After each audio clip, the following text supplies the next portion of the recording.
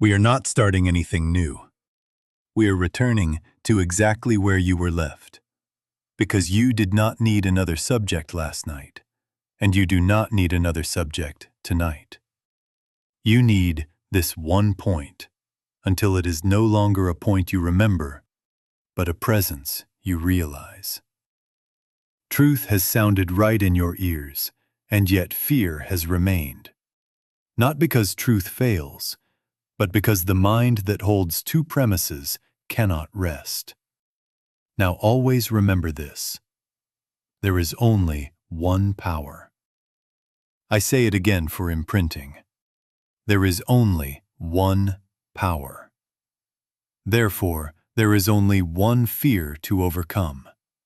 And it is not 70 names of fear. It is one. The belief that appearances are power. Do you follow that? You have only one devil to overcome. The belief that appearances possess power. Not a red devil with a pitchfork, not a medical chart, not the tick of a clock on your nightstand. The one devil is the acceptance that what comes to your senses can act upon you with authority. That is all. Realization is demonstration. Realization is demonstration. If there is failure, it is not in God. It is in the sneaky, unexamined consent to a second power. Let us say it plainly. Germs, symptoms, panic thoughts, breaking news banners, a tightening in your chest, a buzzing in your nerves, the sound of a cough in the next aisle, a headline about contagion, an image of a crowded ER, a memory of last winter's illness. Stack them high if you like. Lions and bombs and storms and markets falling. And then your own private little weather. A twinge in the back, a flutter in the heart, a fog across the mind. Many in form, one in claim. Each says, I have power. Do you see that? Do you follow that? We are not fighting 10 enemies. We are facing one premise. Now, as long as you grant that premise, you will lurch from remedy to remedy, from statement to statement, feeling sometimes soothed, but never free. That is why truth can be read, repeated, sung, and panic return at midnight. The two-power belief is still operating as hypnosis. You have not withdrawn your consent from the appearance's claim to power. And so your heart says one power, and your nerves say two. There is your unrest. Therefore, let us be very clear about the purpose of this hour. I am not here to add inspiration to your scrapbook or to pet your emotion into a temporary nap. As far as I'm concerned, that's a waste of time. I am here to offer you a power proof you can test on the spot, in the next panic wave, in the next symptom flare, in the next exposure worry. The proof is not in my words. The proof is in the realization behind them.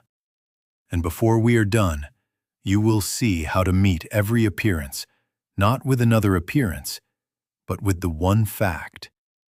God is the only power. And that ends discussion.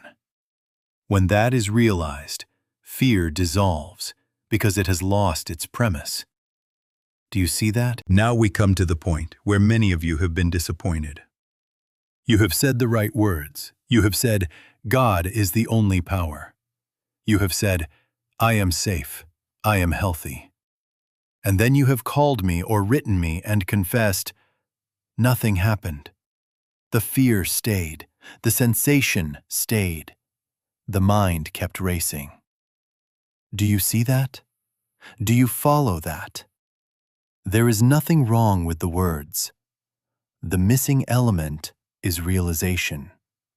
Realization is demonstration. Realization is demonstration. Without realization, there is only an intellectual statement, and an intellectual statement has no more power than a well-phrased opinion. Now always remember this. Truth works as realized consciousness. It does not work as syllables. You can string 1,000 holy sentences together, and if behind them there is still consent to two powers, your nerves will testify to the truth you actually believe. That is why positive thinking is wishy-washy. It is cosmetics on fear. It leaves two powers in place, God and the symptom, God and the germ, God and the panic thought, and then attempts to outshout the second. You miss the point. We are not in a shouting match with appearances. We are withdrawing their premise. Therefore, the instant there is realization, felt, living, present consciousness, fear collapses, not because you pushed it out, but because its foundation was removed. Do you recall the Master's word? I can of mine own self do nothing. The Father within me, he doeth the works. That is the difference between statements and realization. The ego recites, the presence performs. The mind tries to push fear away. Realized truth reveals a presence before which fear has no law, no substance, no mind. In realization, you are not commanding air currents. You are feeling the one life that leaves no second life opposed to it. Then what are you to do? Use statements only as a doorbell, not as a battering ram. Knock, and then be still long enough to let the one who dwells answer. If with your statement there is no inner quiet, no softening, no sense of something is here besides me, then you have not yet crossed the bridge. Sit a moment more. Wait without outlining.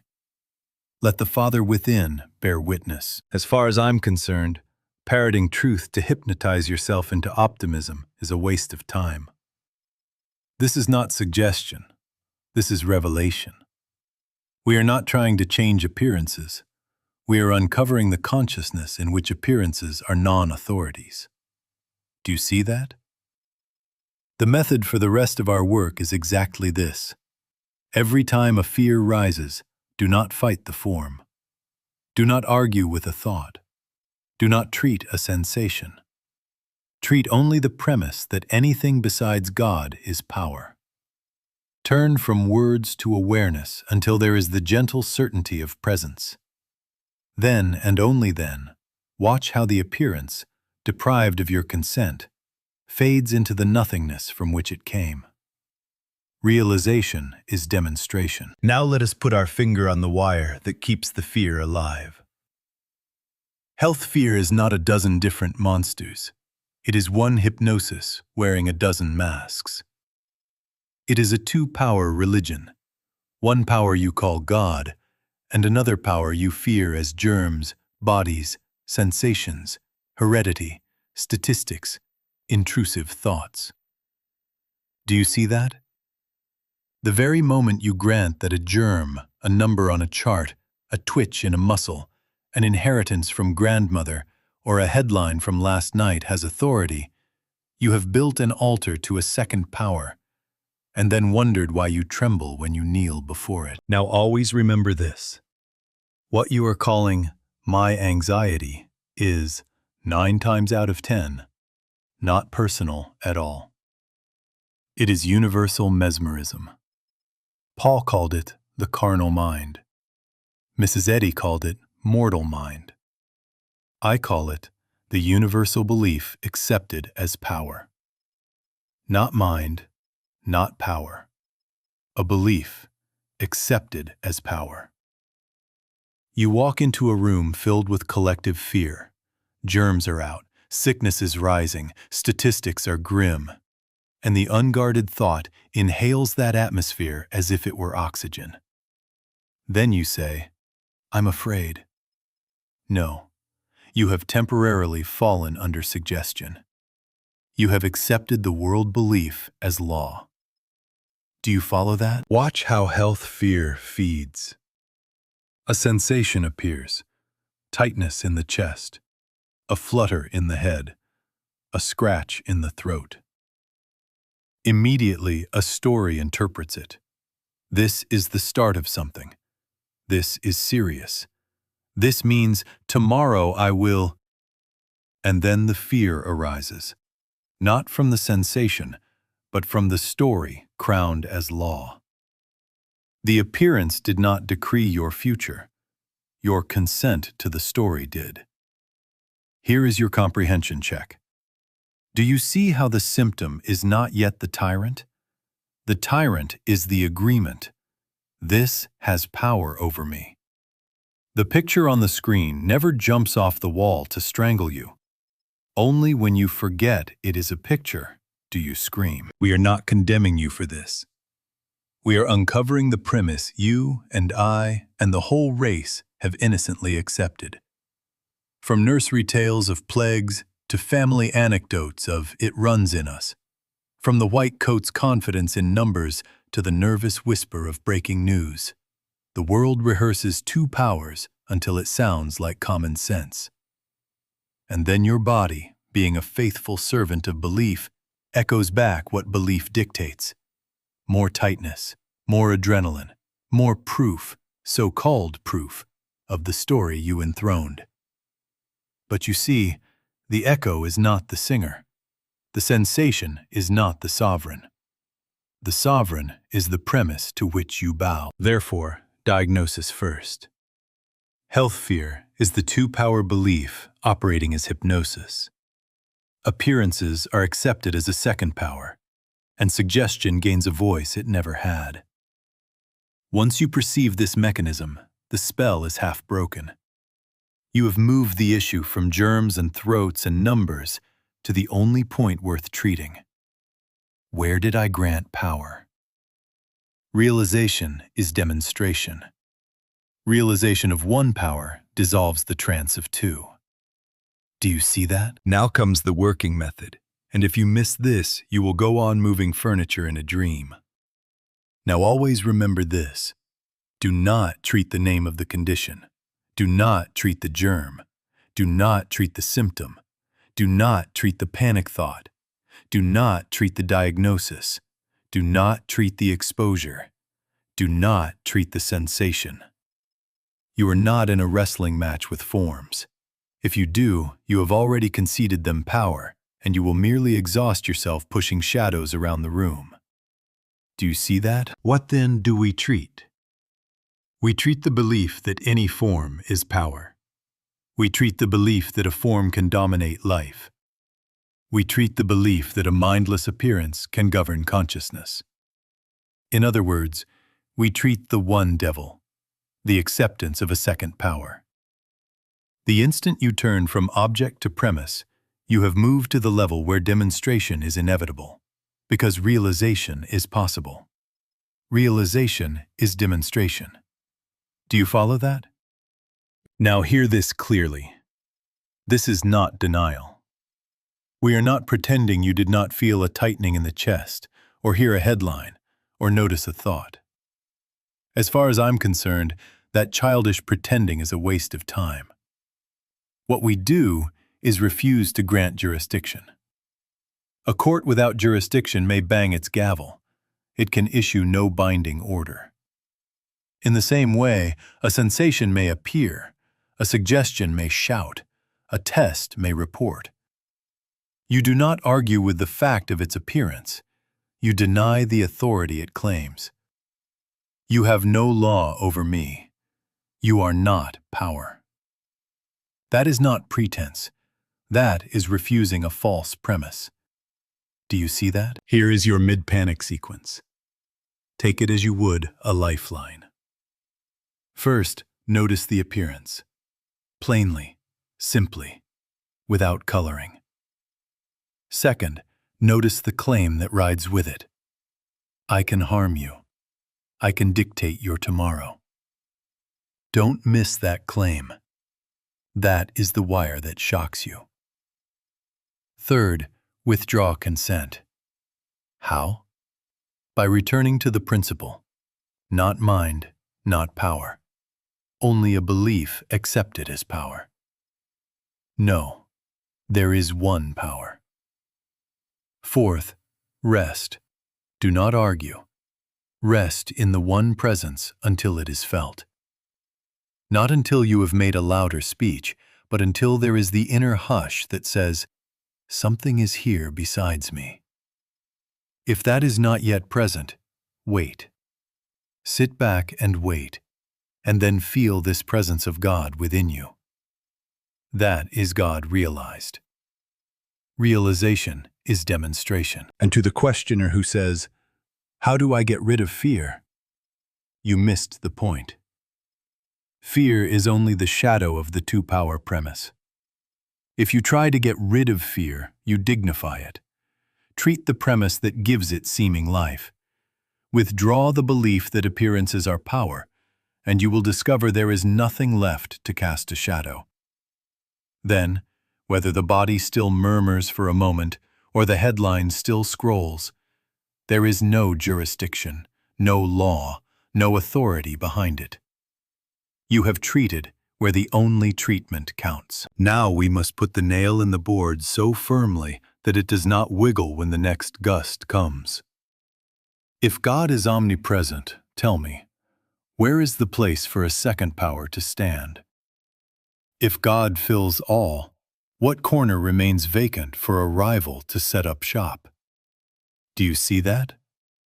If God is omnipotent, what reserve of force is left over to threaten you?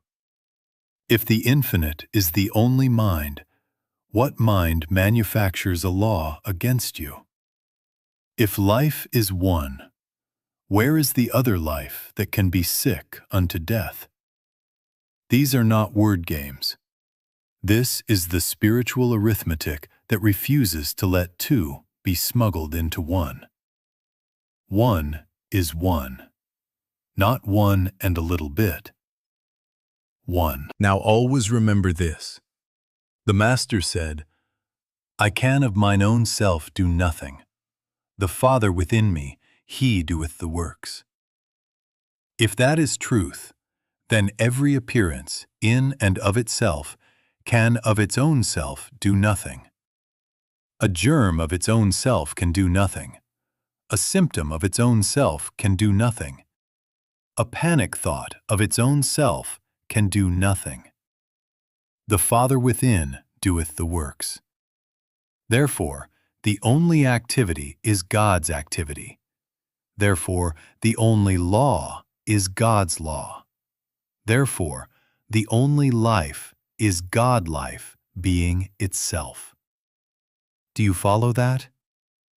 If the Father within doeth the works, then appearances have neither mandate nor mechanism except what you lend them by believing they are power. What difference then does it make whether tonight's intruder calls itself a germ, a tightening in the chest, a statistic on a screen, or a thought that shouts doom? What difference does it make if it comes as wind or weather or number or nerve? If there is only one power, then all such forms are one category. Non-power parading as power. Non-law masquerading as law. Non-mind whispering as if it were mind. And so we say it for emphasis. Nothing, nothing, nothing has power in and of itself. It has only the power you have consented to give it. Withdraw consent, and you discover there was nothing there to fight. Only a claim looking for your signature. Therefore, the proof is simple. And I want you to hear this simplicity, because in simplicity is freedom. With one power, every appearance loses the right to frighten you. Not by your bravado, not by your volume, but by the illegality of its premise. It has no jurisdiction in omnipresence. It has no leverage against omnipotence. It has no mind to issue decrees in the presence of the mind that is God. Do you see that? Then your task is not to conquer a form, but to stand still in the realization of one power until the counterfeit dissolves for lack of a believer. And this is testable. Not when you can say it prettily, but when you can sit quietly with the very appearance that used to stampede you and feel its authority drain away. Sit and do not outline. Sit and remember only this: God is the only power. Wait until there is that inner hush. No argument, no push, just the sensed presence. In that realized atmosphere, watch how the thought quiets, how the symptom loosens, how the headline loses its voice. Realization is demonstration. When the one power is felt, fear discovers it has no premise and must leave. That is your proof. Now let us stretch this out to its uglier edges, so that your mind has no corner left to hide a second power. If a tiny germ can terrify you, then a slight sensation can terrify you. And if a sensation can terrify you, a prediction can terrify you. And if a prediction can terrify you, then the whole world becomes a threat. Because there is always a new prediction, a new story, a new angle the mind can worship as power. Do you see the chain? One small consent to "this has power" becomes a habit until the traffic light, the email, the market, the cough 2 rows back, the message from a friend, each becomes a little god demanding fear. Do you follow that? Now reverse the premise. Put a cage full of wild lions in this room. Put bombs on the news with a red ticker. Put the symptoms in the body, the numbers on the chart, the letter from the bank, the voice of doom on your phone, the rumor of layoffs, the neighbor's diagnosis, the hurricane track line pointed at your street. What difference does it make if there is only one power? If God is the only presence, which of these appearances possesses a second life or a second law to operate against omnipresence? If omnipotence is all, where is the reserve of force for a rival? Do you see that? We are not bargaining with lions or headlines or pains. We are refusing to install a second power. Realization is demonstration. Now always remember this: the content of fear is irrelevant. Health, relationships, money, safety, reputation, politics. Shuffle the deck as you please. It is the same card every time. Appearance is power. That is the one devil. Therefore, we do not need 10 techniques. One for germs, one for bills, one for storms, one for betrayals. We need one realization. One. As far as I'm concerned, multiplying methods while leaving 2 powers intact is a waste of time. The method is to withdraw consent from the premise that anything besides God acts with authority, and to rest until the presence is felt. Then watch. I want you to notice, in the next surge, the precise instant fear collapses. It will not be because you stiffened your jaw and decided to be brave. Brave people can still tremble all night if they keep 2 powers on the altar. Fear collapses when its premise is removed. It is like pulling the plug from a neon sign. The buzzing ceases, the light goes out, and you discover there was no dragon, only tubes lit by your agreement. The thought may still whisper, the body may still murmur for a moment, the headline may still scroll, but something in you will know there is no jurisdiction here. That knowing is realization. Realization is demonstration. Therefore, let the mind parade its worst hypotheticals. Let it fill the stage. Then, refuse the one lie that would make them actors instead of cardboard. No second power. Do you see why we do not need 10 techniques? We need one realization. Remove the 2-power premise, and every fear, small, large, theatrical, microscopic, falls through an absent floor into nothing. Nothing. Nothing. Now we must turn from lions and headlines to the whisper that starts the stampede, the panic thought. It comes dressed as me. It says, I'm thinking this. My mind is racing. And because the pronoun sneaks in, you take ownership, and then take orders. Do you see that? Now always remember this. A panic thought is suggestion. It is not mind. It is not power. It is world belief moving through the field of attention, looking for adoption papers. It has no life of its own, no authority of its own, no law of its own. It borrows identity only if you consent. Realization is demonstration. Refuse to personalize it. You are not guilty because the line, "What if?" floats by. You are not stained by a sentence any more than you are soaked by a cloud drifting overhead. The only temptation is to accept it as authority. That is the whole mischief. The moment you say, "Because I thought it, it is law," you have crowned a rumor as a king. Do you follow that? Thought can report. Thought can picture. Thought can rehearse yesterday's statistics.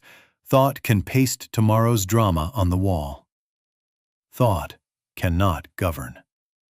It cannot legislate your life unless you enthrone it as power. Now, the next mistake many of you make is to try to control thoughts, to swat them, to paste bigger, better thoughts on top. As far as I'm concerned, that is a waste of time. That is two powers again, your little self battling a big mind. You missed the point. We are not hiring a louder policeman to chase a louder thief. We are standing in the realization that suggestion is not mind, not power, not law. Rest as consciousness, and let the parade pass without your signature. The river flows, the banks remain. Be the bank, not the debris. Here is the practical distinction you must not forget. When a thought says, "What if I'm sick?" it is making a claim of power. Do not argue. Do not answer with 10 counter-arguments and a file folder of affirmations. Recognize the nature of the event. Suggestion is knocking. Then answer with realization, not rhetoric. That is a claim of power, and I do not accept it. Not mind, not power, only a belief looking for my consent. Then be still. Sit back and wait and feel this presence of God within you. Let the inner hush appear, the gentle certainty that something is here besides the chatter. In that atmosphere, the sentence has no oxygen. Realization is demonstration. Try a few lines right now so that when the hour comes, you are not surprised. What if it gets worse? Same claimant, same non-power. What if I can't breathe? Same claimant, same non-power. What if no one helps me? Same claimant, same non-power. Treat none of them as content. Treat all of them as claim. Withdraw consent from the premise that a sentence in the air can legislate your being. Do you see that? Then, whether the words still flicker for a moment like a neon trying to relight, the plug is out. No jurisdiction, no authority, no mind behind the sound. Now always remember this. You are not the theater of passing suggestions. You are the awareness in which they appear and disappear. From that altitude, there is nothing to push out and nothing to pull in. There is only the presence realized, and in that presence, no second power speaks with law. The panic thought has no mind. The only mind is God. The only power is God. Rest there, and let the world's whisperings come and go as wind in the trees. Realization is demonstration. Do you follow that? Now we ask the question beneath all questions. Who is the one to whom these suggestions appear? If the parade of thoughts and sensations passes through, what is it that does not pass? Now always remember this. Form is not life. Life employs form. The body is as the bark of a tree, useful, visible, changing with weather and season.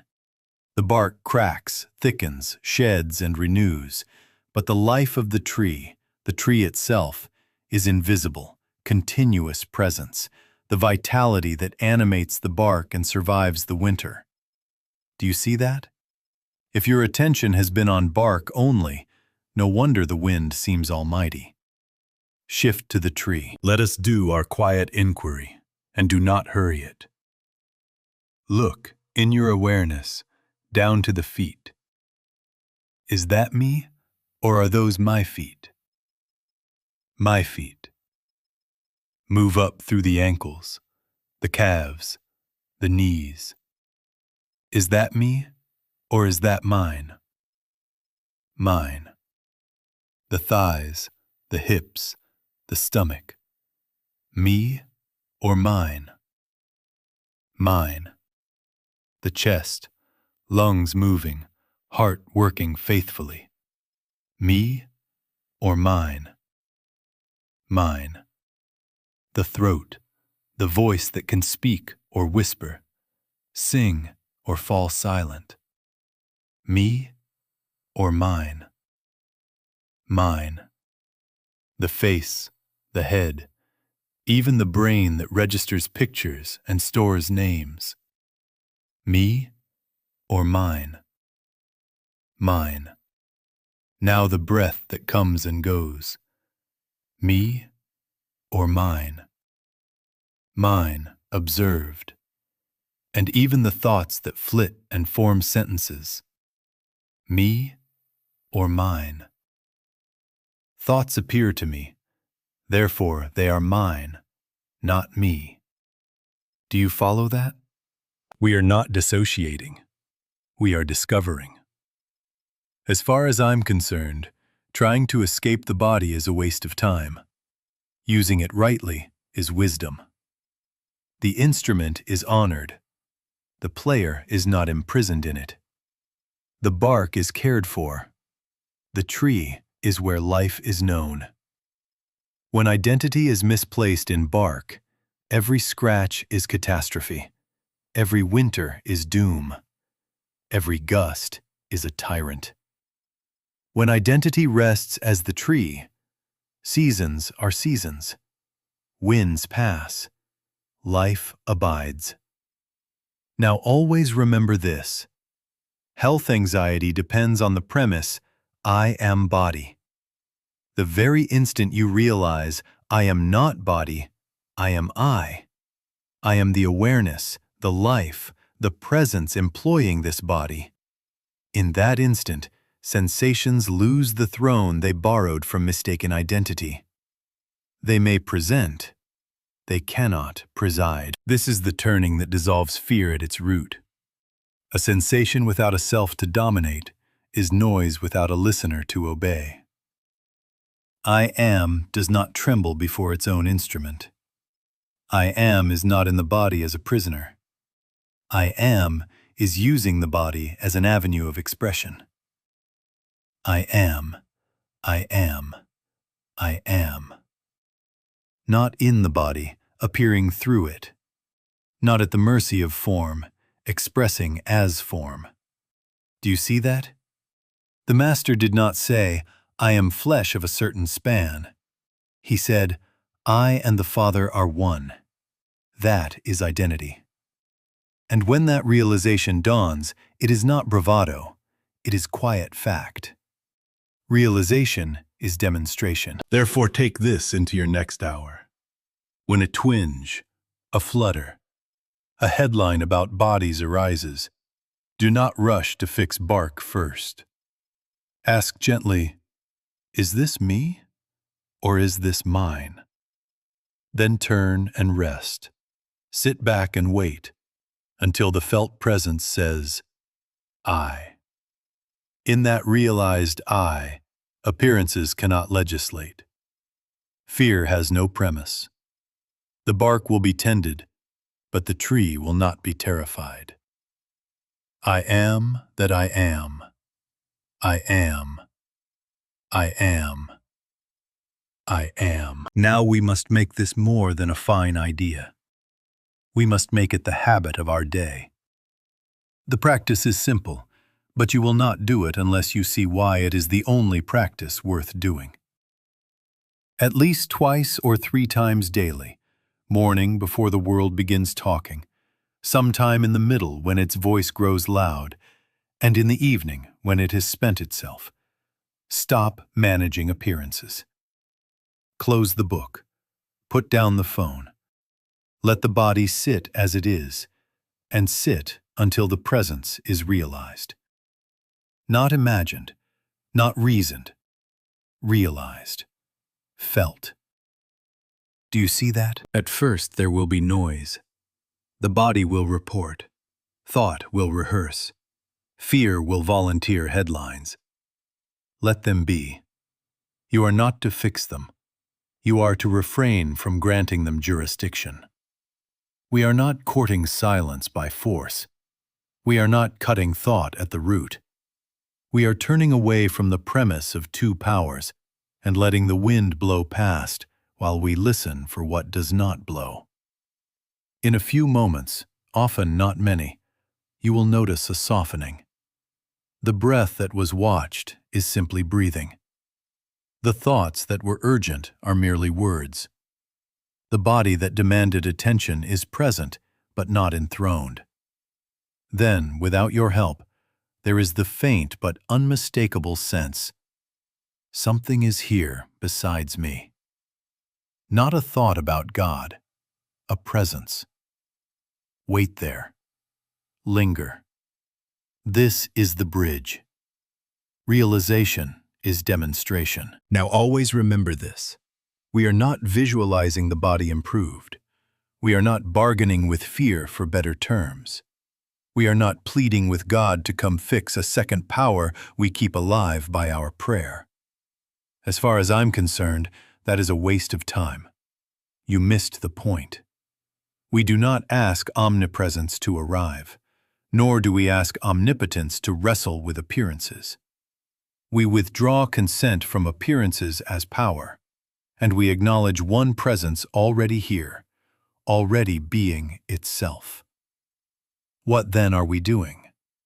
We sit and silently, inwardly, acknowledge. Not mind, not power. Only a belief accepted as power. One power, one presence. One life appearing as all life. And we do not shout it. We rest in it until it begins to be more than a sentence, until it is felt consciousness. Then the statement has become substance. Now always remember this. You cannot demonstrate what you only recite. You demonstrate what you realize. Realization is demonstration. The signs of this turning are modest and unmistakable. The compulsion to check, to measure, to predict, loosens. The shoulders release without orders. The inner argument goes off the air for want of a debater. The symptom may still murmur. The thought may still attempt a line, but it has no microphone. In that hush, you will recognize the law behind all Make this the pattern of your day. Short sittings, 5 minutes if 5 is faithful, 10 if 10 is quiet. Without outlining, without hunting experiences. If in 2 minutes the felt sense has come, sit 2 more in gratitude. If in 5 it has not yet come, sit 5 more in trust. And when, in the midst of a sudden wave, you cannot find a chair, take 15 seconds and retreat inside one truth, one power, and wait for the softening. Do not hurry out until something besides you is present as you. Then stand and walk on. Freedom comes not by argument, but by resting until the one presence is realized. Then, appearances lose their claim. Realization is demonstration. Do you see that? Now we come to the place where this is no longer a class note, but a life lived. The next time a symptom rises, Whether it is a twinge in the body, a story about exposure, or that old what-if sliding in, do not chase forms. Do not fix pictures. Do not weigh probabilities. Treat only the belief that the appearance is power. Right there, in the very moment where fear usually takes the wheel, stop and use your field script. This is an appearance. It is not power. There is only one power. I consent only to God. Then be still. Do not race to the next line. Do not bargain. Sit back and wait and feel this presence of God within you. Wait until you sense the softening, the gentle hush, that quiet awareness of something here besides you. Realization is demonstration. Do you see that? Now always remember this. Test it where fear happens. Not later. Not after you've read 3 pages. Not after you've called a friend to agree with your panic. Right in the wave. Withdraw consent. Turn from the object to the premise, and let the premise die on the spot. No second power. If the body still murmurs for a minute, if the thought still throws a sparkler, let it. You are not judging success by surfaces. You are measuring by obedience to principle. The one is one, not one and a little bit. Stand there. And do not become a perfectionist about results. Sometimes the shift is immediate, like pulling the plug and watching the neon go dark. Sometimes it is progressive, like dawn lifting a room from shadow to soft light to full day. Both are demonstration, because both are realization occurring. As far as I'm concerned, self-condemnation is a waste of time. It is 2 powers in a new suit. If you find yourself mid-surge and forget for a moment, begin again. The mercy of omnipresence is that it is present in the beginning again. Do you follow that? Make a simple pact with yourself for the next week. Each time a symptom, a germ story, or a panic line appears, answer it with your script. Quietly, faithfully. This is an appearance. It is not power. There is only one power. I consent only to God. Then pause until you feel even a breath of release. If it takes 20 seconds, fine. If it takes 3 minutes, fine. If nothing seems to change, do not push. Sit again at the next hour. We are building a state of consciousness, not collecting episodes. Realization is demonstration. And hear this as our close. You are not a frightened organism wandering in a dangerous world. You are the consciousness of life expressing itself as presence, as awareness, beyond time, beyond space, untouched by suggestion. The body is your instrument. It is not your identity. Appearances may pass. You abide. Suggestions may knock. You grant no jurisdiction. One power lives itself as you, and in that one, there is nothing, nothing left to fear. Do you see that? There is only one demonstration to make. Thank you. Until next time.